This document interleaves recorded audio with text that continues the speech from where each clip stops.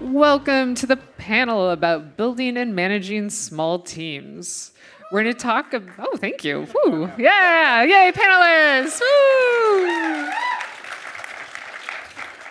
We're going to talk about the subject of intentional hiring and how that can lead to successful and sustainable teams, including important subjects like culture, trust, candor, and giving your team a sense of purpose. My name is Renee Gittins. I am the studio head of Stumbling Cat, developers of Potions: A Curious Tale. Previously led the IGDA, was the GM of Phoenix Labs Vancouver, and I will be your moderator for today. But I'm going to turn this over to our panelists to introduce themselves. I'm Jeff Pobst. I'm founder and CEO of Hidden Path Entertainment. We're a developer that's been in the Bellevue area for coming up on 19 and a half years. These are interesting times, but yeah, we've got to make a bunch of fun games. Typically, the studio has been anywhere from 30 to 40 people, but we've been as large as 75, and we've been as small as 7 or so. And we'll talk about those different dynamics. And I'm kind of just like Jeff, but me. My name's Mitch Gitelman, and I am the former founder and CEO of Hairbrain Schemes. Oh, you've heard of it. You're the first people I've talked to today that know what it is. So, I'm serious. So, I ran that company for 13 years. We did the first Kickstarted game to actually ship, and that's a thing. It's a thing. It's called Shadowrun Returns. I did the Shadowrun series and then the Battletech series. And about 2 years ago, I just decided to stop. And now I help people like you. Hi, I'm Samantha Kalman. I am kind of an indie games gremlin. I worked at Unity back in the day as QA director before anyone knew what Unity was. I ran a company called Timbre Interactive 2013 to 2015 where I made a game called Centris. I've worked on Apex Legends, I've worked on Astroneer as a designer, and I did a season 1 playdate game called Echoic Memory, and I'm currently the CEO and game director at my new company, Super Future Syndicate. We have an unannounced project, and that's my deal. Yeah. Hi, I'm Dan Dixon. I make Universe Sandbox. It was a side project I started working on just for fun back in 2005. So when I wrote the first bit of code, launched that, or released that on my website as a portfolio piece to get a job doing something else in 2008. Then moved and then launched on Steam in 2011, which was kind of the golden age of Steam when there were only 275 titles released the entire year. It did better than I ever expected, and then was able to hire a couple people to help me work on the sequel that we finally released in 2015. And just 3 days ago, we hit 10 years in early access on that version. So, and between, late access. And between both versions, we've sold over 2 million copies. Woohoo! So. Nice. As you can see, we have quite the qualified panel with a diversity of experience here. So I'm super excited to first ask, when you've hired people or recruited other people to work on, whether they're co-founders or employees, what are qualities that you look for? And through your experience, have you made any mistakes with regards to prioritization of those qualities? Sure, absolutely. The mistake part? Yes. Yeah. Oh, no, I mean, you don't do this and make no mistakes. So if you make mistakes, you're in the right group. Because every game is different, every studio is different, even every hiring approach is a little different. I was really fortunate. Before doing Hidden Path, I was at Xbox, and I was at the Advanced Technology Group kind of overseeing our relationships with developers. And we tracked 400 developers around the world, and anyone in our team would go visit about 50 of them in a year. And you go start visiting, this is, of course, 2005 or 4 or whatever, but you visit so many developers, you start kind of realizing, oh, no one makes games in the same way at all. And some of them are successful with that method, and some of them fail with that method, and others are really successful with that method that didn't work over here, and you just got to figure it out for yourself. Back to your question, hiring is one of those things. And to be honest, I think hiring is more important than even a lot of what you're doing in managing, because managing's hard, and hiring is going to change the group. It always does, right? Anytime you invite a friend in, or Human algebra. human algebra, yeah, the subtraction as well as addition. I was really fortunate. I was in a group once of 50 people who all were running studios at the time. This was maybe 10 years ago. And someone said, hey, let's go around the room and talk about our biggest mistake. And the first person said, oh, we used this technology, it was really bad and it was awful. And the second person said, oh no, my biggest mistake was hiring the talented asshole that ruined the rest of my team. And the second person goes, oh yeah, talented asshole. And the whole room said, yeah, it was the talented asshole. And the first person goes, can I change mine? So team dynamics are so important. And obviously you want everyone to be skilled and to be good, but how well people interact on a team, I don't think there's anything more important in hiring. Absolutely. It's hard to follow up. I mean, I'm sorry. I will share that I learned some interviewing techniques when I was working, before I got into games, I was working at a software testing company, and we were growing pretty fast, and I got involved in hiring at that company. We had this sort of seminar that was like some sort of, executive how to hire the right people seminar that a bunch of us watched. And it was, very dry and stuffy and maybe a little bit like hardcore from like an interview process perspective.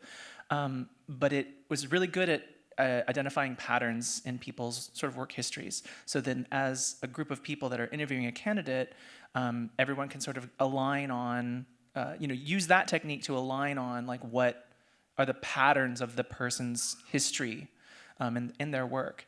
And for the next 20 years or whatever, I sort of suggested this process at every game studio I worked at, and there was always something that people on the team learned about that process. And that kind of thing can work for, it depends on like what's the pocket, what's in the pocket for the company. Is it, being very like culture forward? Is it being very like systems and sort of like prototyping forward? What are those like key skills that the company culturally values? And so you can kind of swarm a process around that. But I will admit that even using that process, I have really strongly advocated for some people that have come onto the team and really, really disappointed. So it's not an infallible process. Are you talking about behavioral interviewing? I'm not sure. That's not. We'll try this. Let me tell you what I think it is, and then you tell me if that's what you got trained on. Okay. Right. The idea is, you've probably seen this on TV. It's like, tell me a story about a time when you had a lot of things to do and a short amount of time to do it. What happened? Right? And then make them tell you a story. Okay. Yeah? It's kind of like that. There were these 7 specific questions. I'll share the questions. It was, what were your role and responsibilities? Why did you leave at your last job? You actually step through every job in their employment history. So what was your role and responsibilities? Why did you leave? What did you do well there? What did you not do well there? If I ask your lead or your boss, what would they say you do well, and what would they say you don't do well? And you ask this really intense set of questions for every job on the resume. It takes like an hour. But then you can pretty clearly see like what are the patterns that come up from that. I don't know if that qualifies as behavioral. No, that's very different, but it's very, very interesting for sure. Sure. Like Jeff was saying, there's plenty of ways to interview. So many ways. And just, I meant to say one thing. I think team fit's really important. You do have to be careful that team fit doesn't get homogeny. Because your audience isn't homogenous. And so that's the dynamic you end up spending a lot of time on, is how do you make sure everyone works well together, but isn't all the same? At Phoenix Labs, they like to say that we were hiring for a mosaic, not a melting pot. Ooh, I love that. Not trying to make everybody the same. It's trying to get them to fit together and bring their own beauty. Yeah.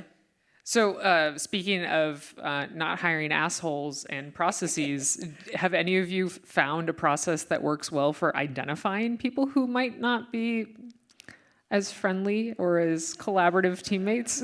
I have a few thoughts. One of the first questions that I ask candidates regardless of role, because I'm always the last person they interview with, is tell me about the last 2 companies that you worked at and describe the cultures of each company, or compare and contrast them.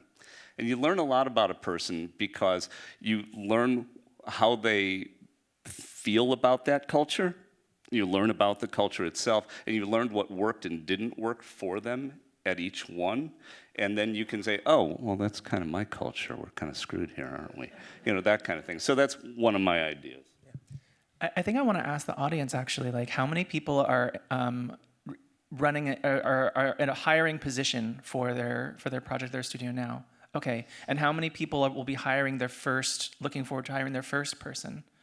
Okay, so a couple of you. Okay, so I think that it changes based on the context, right? If you are trying to bootstrap a project and you just need people to help out, and I can't pay you, but I can give you royalties, or we can split the revenue, then I think where you want to what you want to look for is going to be different than if you're saying, like, no, we have this contract, we need like this size team, this size risk, we need this kind of person, and it really depends on that context, and that can change from project to project or company to company. One of the things, too, I love about working with creative people, and I do really love working with creative people, is that each person's challenges are often super different, right? Some people who are really good have trouble showing up on time. And on time, the minute isn't always important, but the overlap hours with other employees can be very important. Other people have challenges, and so trying to ascertain in the interview process, what's easy for you in working with other people, what's hard for you in working with other people. I think that can also lead to some stuff. Yeah, gosh, it's been a while since we hired. We haven't had any turnover since pre-COVID. But Ooh, nice. Which is pretty fun. I would say maybe touching, and maybe we're going to get to this, but touching on I would say the big mistake that we made was recognizing that someone wasn't working out and not acting sooner. So, yeah. It's like ending a bad relationship. You should always, at the end, you're always like, I wish I had done that a year ago. Yeah. I'll take that even a little farther, at least for us. It was pretty easy for us to see, someone is really causing a problem. They shouldn't work here anymore. What took us several years to realize, and even felt weird realizing it, was that if people were good but not great, but they were surrounded by great people, they were actually a drain on the great people, and that they weren't necessarily a fit. And they hadn't done anything wrong, but they weren't fitting the rest of the group, and we were starting to lose great people because they look around and they go, well, if other people aren't doing all that I'm investing in, and there's kind of a camaraderie that's necessary. Doesn't have to be crunch, doesn't have to be working overtime, it's just a feeling that we're all contributing. And sometimes letting even the people who are just kind of treading water, maybe doing a little bit better than that, letting them go can help the whole team too. Yeah, I guess just one other general thing I would add is, since we're a remote team of 13, including myself, and so self-directed, being able to, we don't have an office, I can't look over anyone's shoulder, so kind of relying on them to provide their own motivation is important. And then, that's huge. Yeah. What do you guys do for communication? We use Slack, and then we have a regular team meeting every 2 weeks, and then individual 25-minute meetings throughout the week for kind of what the different features that we're working on. So, and we really do try to keep the meetings to the set amount of time. So, as opposed to these, it's a 25-minute meeting that turned into 3 hours. We try not to do that. So speaking of communication and culture, do any of you have recommended techniques for developing and maintaining culture, on your teams, particularly without as much, HR middle management support? I'm kind of trying to do that right now. I mean, I'm looking toward I have a couple contractors, people working in contract capacity, but I'm looking toward making a first full-time hire. And I'm thinking a lot about this question around culture and how do we operate? What is our culture? And really what I'm still learning about how to do that well, because I've never done it before. And what I'm learning is that it needs to come from me. It can't be something where like we're going to have a conversation about it, we're going to brainstorm it, we're going to spitball, and then sort of align as a group on it.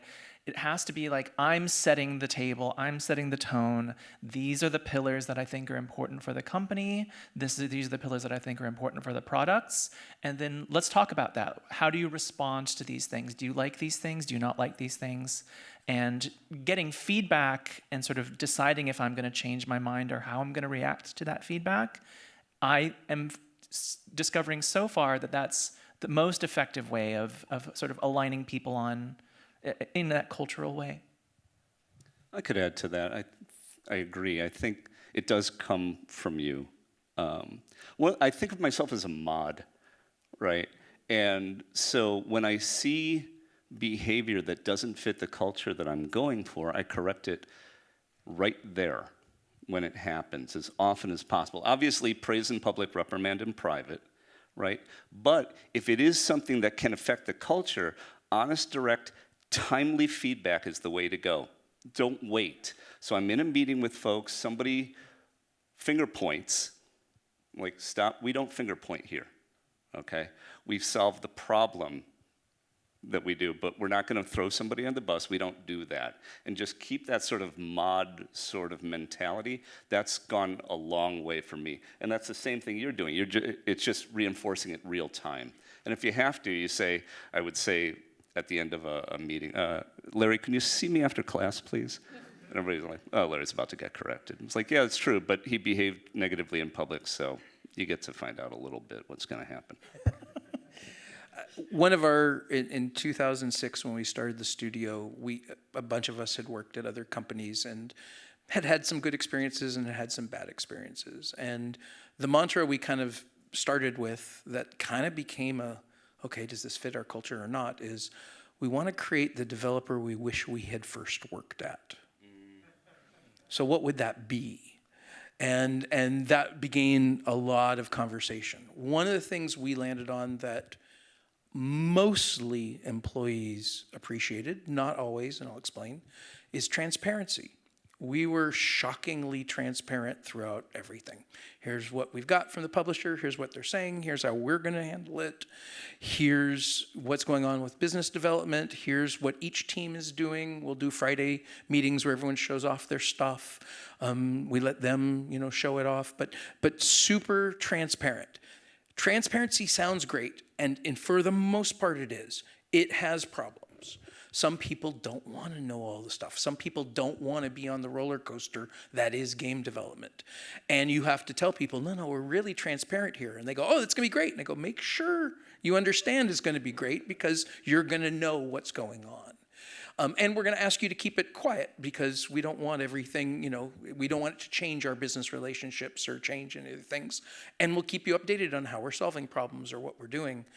In general, I think it worked very well, but it was interesting to learn that it was, for some people, it was a little too much.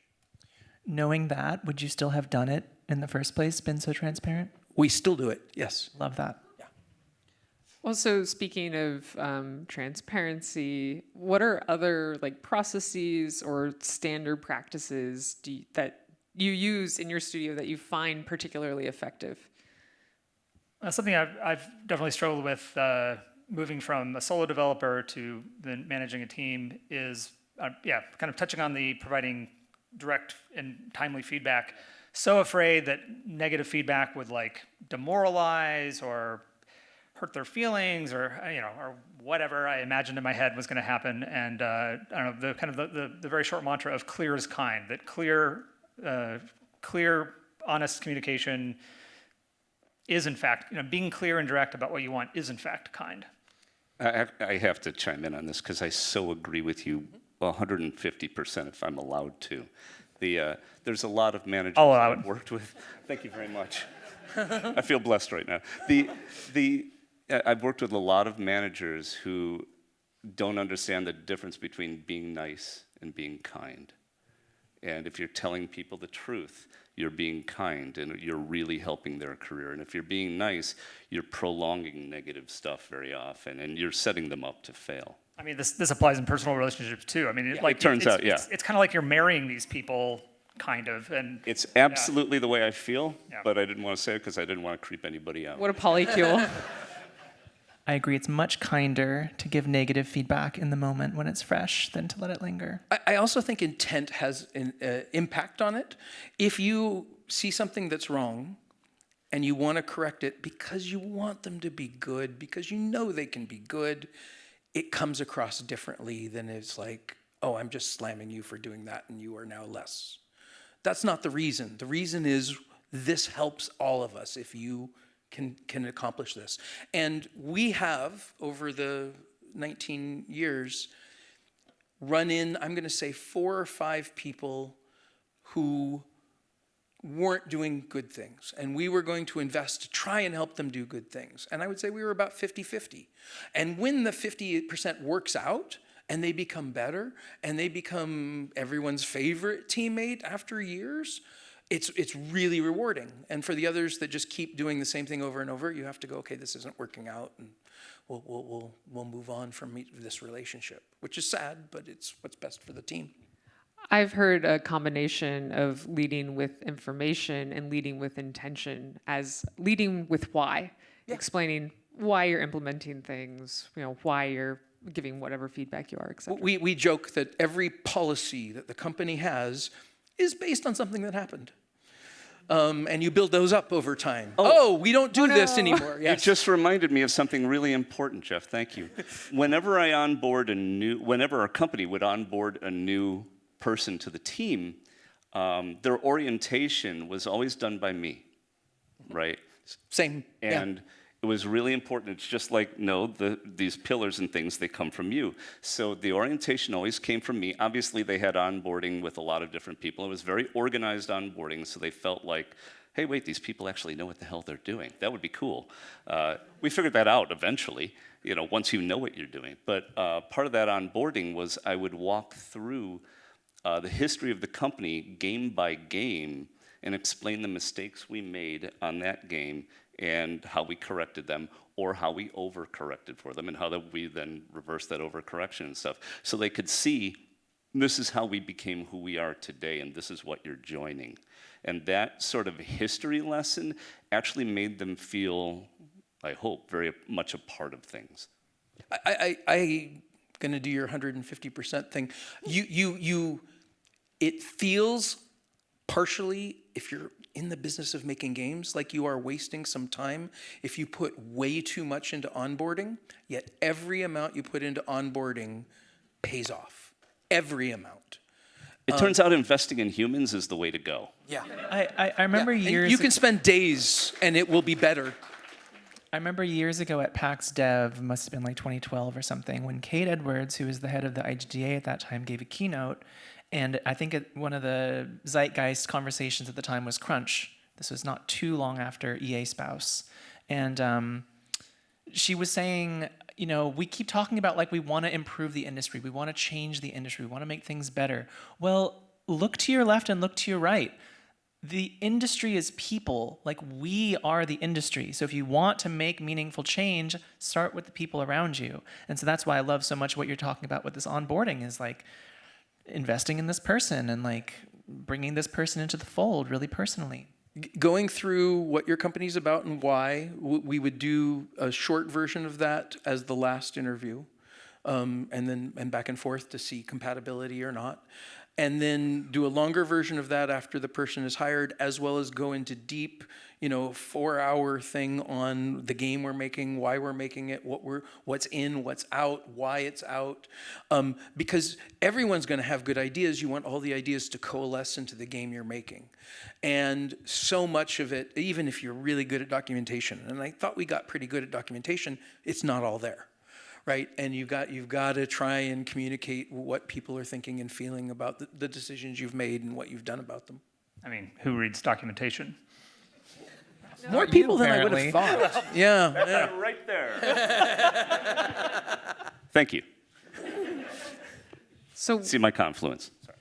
no, it's okay. What is one thing you wish you knew before you started really building your first team?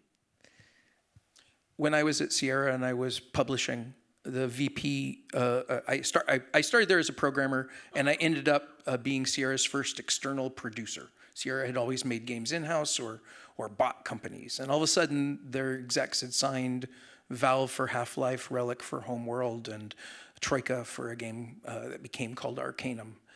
And they said, oh, someone should be talking with these people. Jeff, you're the person. I'm like, okay, that sounds cool. And it was an amazing education being at this giant company that was the world's largest PC publisher, but basically in many ways was run as a mom and pop company. But they were doing contracts with Valve, and they were frustrated. And I remember Dave Williamson coming in, the VP of Biz Devs, and saying, Jeff, never bring me another developer who has $160 million already in the bank. I don't want to deal with that. And so, but the reason I tell you this story is money changes everything. It changes negotiation, it changes leverage, it changes relationships. I wish we could just only ever focus on the craft and not have to worry about money, but having enough money before you start, having enough money for your team, figuring out where the money's going to come from after this money, those things are probably the things that over the last 20 years I've probably had to worry about more than anything else. But you worry about those so that all the people on the team don't have to worry about That's the goal, yeah. All right, I've got one. I just remembered a horrible memory.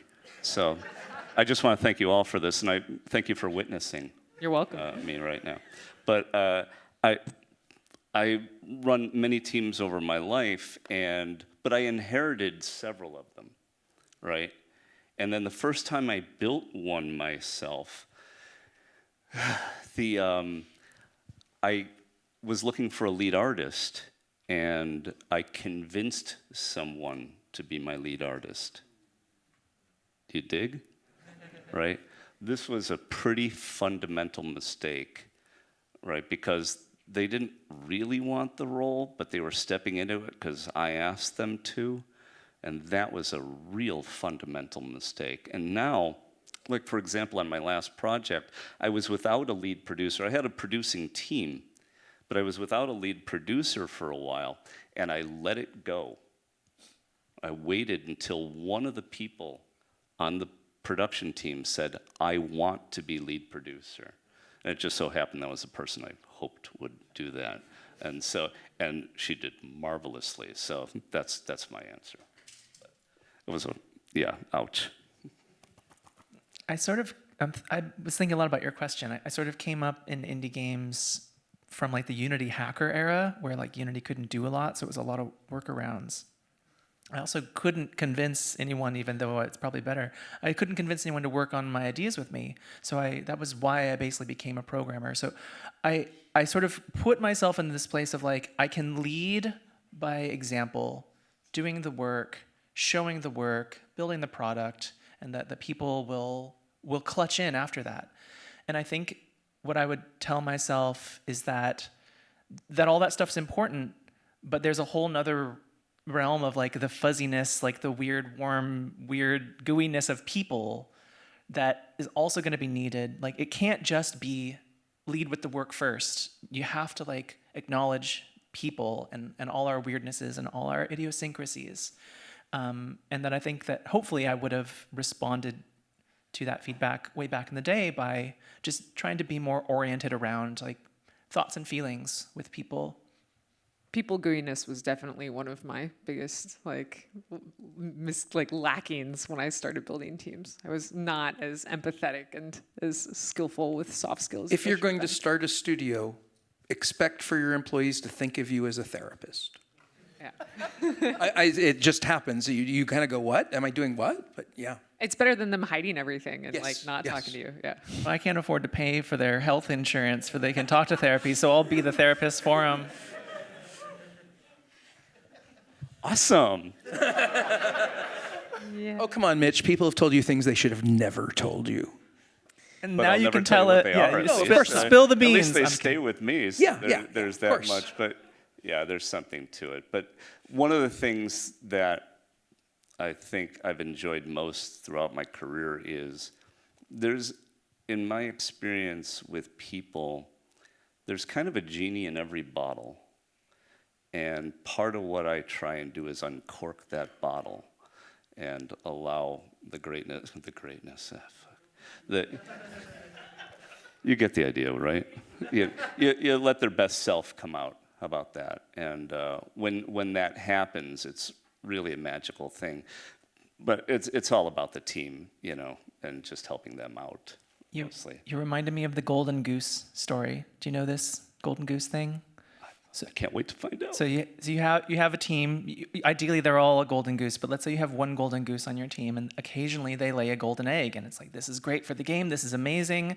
Do that again, and what you don't want to do is you don't want to you don't want to abuse the golden goose. Like, you don't want to force the golden goose to lay a golden egg. You want to let them lay the eggs when they can on their own time, and sort of all the other factors in their life. So it's like, don't shake the golden goose, or don't Give me another. don't strangle the golden goose is the idiom.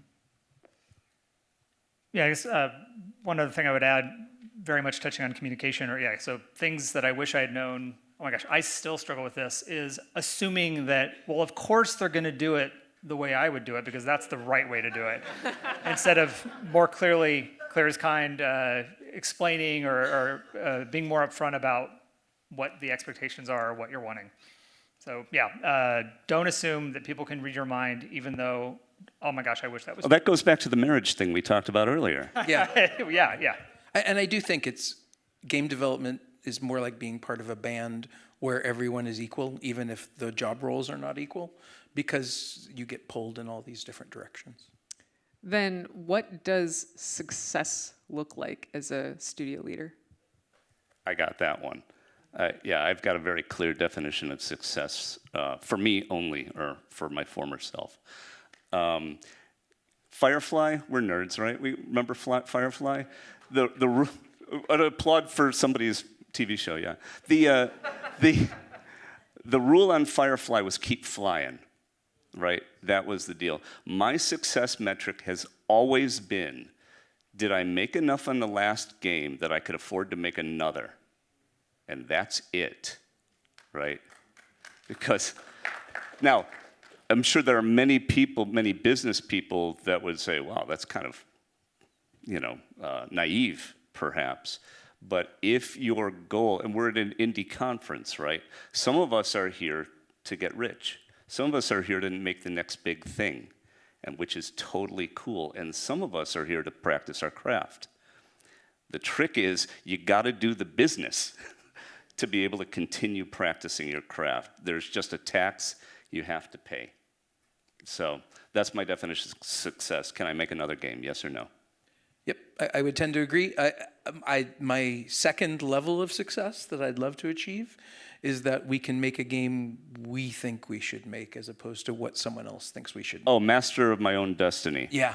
Holy crap, yeah. And when you get that, and many people here can do that because they can afford to make a game themselves, but if you're having a team and you're supporting a team, first rule of success is we get to keep being a team.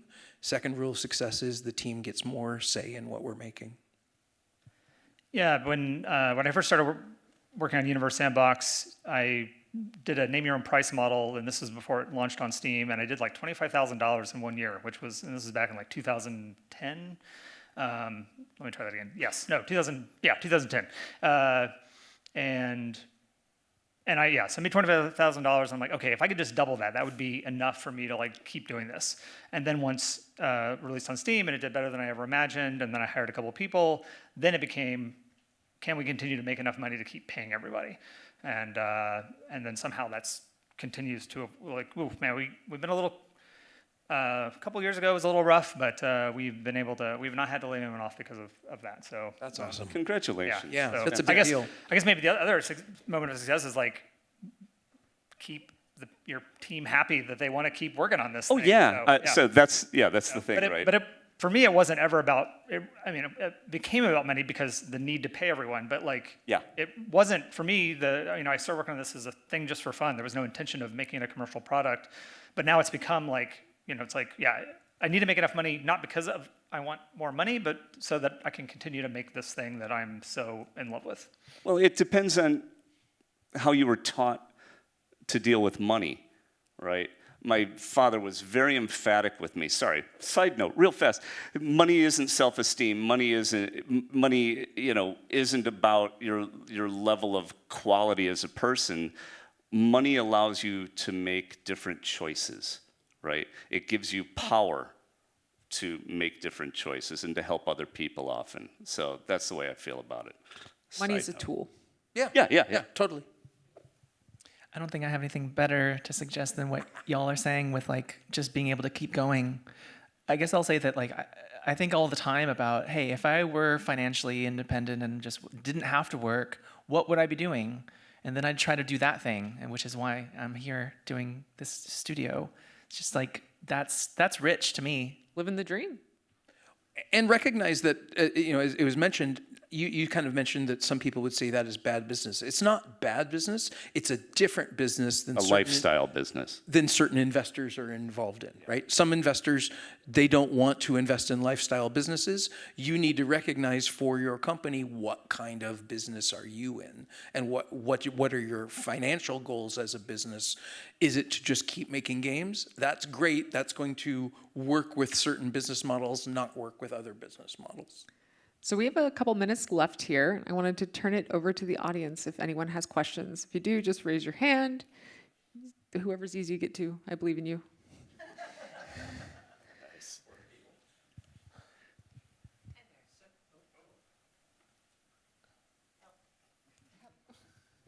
Hello? Yes, okay.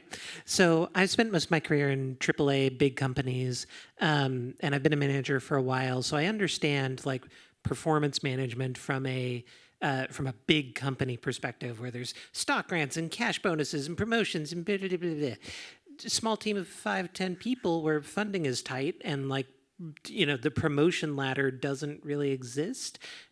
How do I map that sort of model of sort of allowing for growth and that engagement in a very different environment?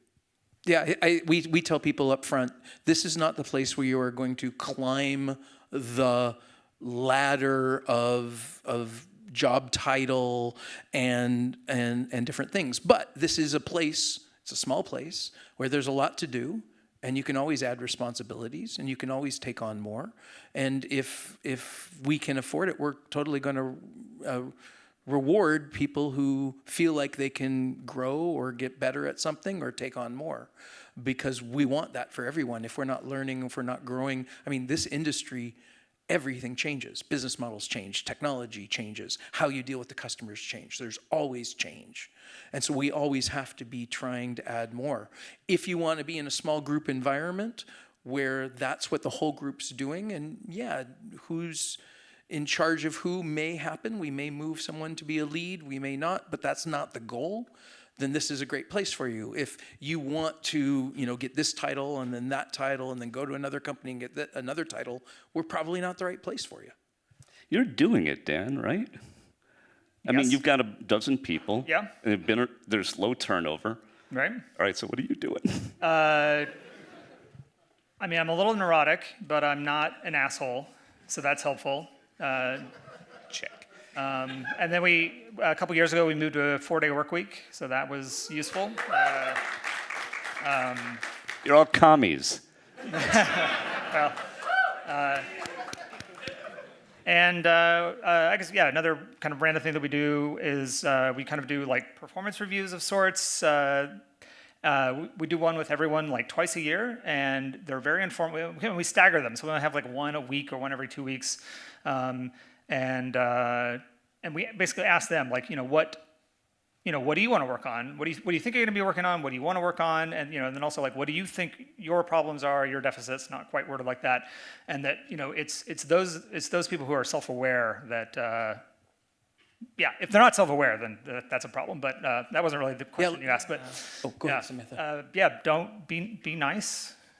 I guess. Well, but clear. Yeah, clear as kind. That one. Yeah, it's just a matter of, you're going to stay at a studio. How long are you going to? Like, my thing was, I want to create, like, your best first job in games that I could.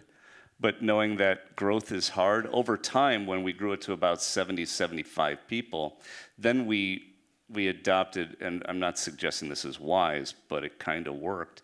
was a leveling system so that you can still get level promotions without having to be a manager, you know, and like, because that just makes people into managers that shouldn't be. Right.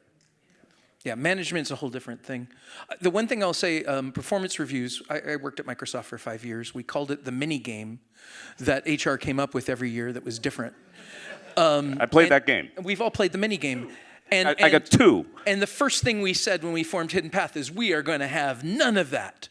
And of course, employees rebelled, saying, I want to know what you think of us. I want to know what's going on. I want to know how I'm doing. And you're like, geez, how do I resolve these things? And we tried so many systems, and we landed on one that has had the best interaction we ever ran into, which is we asked the employee to write down 3 things they think they did really well and 3 things they think they can get better on. And then the manager would separately write those down, and you'd bring them together in the meeting. These meetings were 10 times easier than any meetings I've had before because almost always the lists overlap substantially. And when they overlap substantially, everyone's like going, yeah, I knew it, oh yeah. And we can talk, and you can get past the defensiveness because it's not there, because we both saw generally the same thing, which in general you can do at a smaller company that's much harder at a bigger company. Yeah, rather than reviews, we did almost the same thing Yeah. near the end, and we referred to it as a retrospective, like a milestone retrospective, rather than an evaluation, because, again, that Microsoft thing, not to bring them into it, but for a dozen years, all I felt like was that I was being judged. Yes. Constantly judged. And you know what? You don't really do your best work when you're feeling constantly judged. Especially not in a creative environment. Yeah. I hope that I think we have time for one more. Hi. Thank you for the panel. A lot of really great insights. I've been thinking about the sort of definition of success when building and managing a small team. And though obviously the ability to continue making another product, to be able to make money is important, I also think about a number of the other social situations that exist around us, particularly in 2025.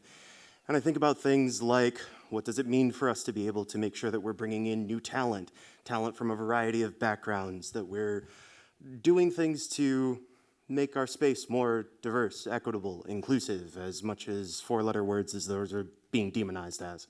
So my question is that in your positions, in your experience, what are ways that you're able to create an infrastructure that is able to bring in new talent, to bring in voices and perspectives from a variety of backgrounds, and how do you factor that into a definition of success?